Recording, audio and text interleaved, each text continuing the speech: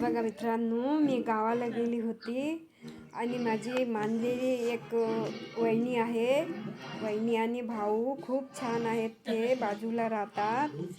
तर तिनं मी येणार होती तर पहिलेच जेवण बनवून ठेवलं आणि गेल्याबरोबर बोलावलं आणि जेवण करायला बसवलं. हातपाय धुतले आणि जेवण करायला बसली.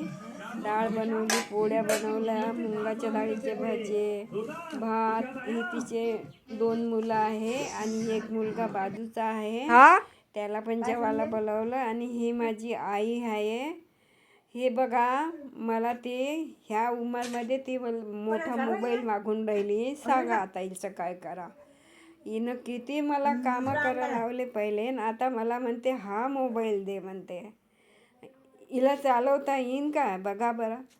मला गाणी ऐकायला पाहिजे म्हणते आणि मला मोबाईल दे म्हणते.